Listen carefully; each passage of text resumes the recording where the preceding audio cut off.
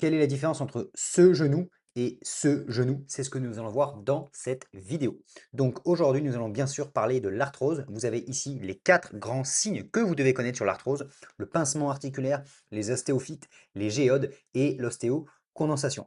Ici, vous avez une radiographie qui vous montre parfaitement l'exemple de l'arthrose du genou. Vous savez que c'est extrêmement fréquent. Ici, donc, il faut comprendre que l'espace qu'on voit, c'est l'épaisseur du cartilage articulaire. Et dans l'arthrose, en fait, on va avoir une destruction de ce cartilage articulaire. On a ici une illustration qui nous montre bien.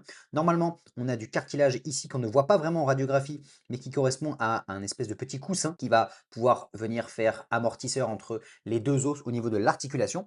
Et avec l'arthrose, ce cartilage va s'amincir et du coup, il va y avoir un contact l'os contre l'os. Alors que normalement, dans une articulation, c'est de l'os, cartilage versus cartilage. Et ces deux cartilages qui sont un petit peu plus mous, qui sont plus lubrifiés, vont pouvoir s'articuler correctement. Et du coup, les signes qu'on va avoir de l'arthrose, ils sont localisés ici. Ça, c'est un petit schéma de la Société française de rhumatologie. Donc, vous avez un pincement de l'interligne, bien sûr. Donc, c'est ce qu'on voit ici avec cette interligne articulaire qui va être réduite. Je vais vous montrer des radios juste après. Alors que normalement, regardez, sur une radiographie normale, on a cette interligne articulaire. Et tout ça, ça correspond à l'épaisseur du cartilage d'un côté et de l'autre. Sur cette radiographie, cette épaisseur cartilagineuse, elle est complètement détruite. Il n'y a plus ce qu'on appelle d'interligne articulaire. Ça, c'est le premier signe, non, mais c'est le signe vraiment le plus spécifique de l'arthrose. C'est vraiment la perte de cette interligne articulaire, de l'épaisseur de l'interligne. Après, on va avoir des ostéophytes. Il faut comprendre que si l'os, il est os contre os, il va y avoir des remaniements. Et du coup, l'os va se remanier et il va y avoir des productions osseuses ici, souvent à la périphérie. Les ostéophytes.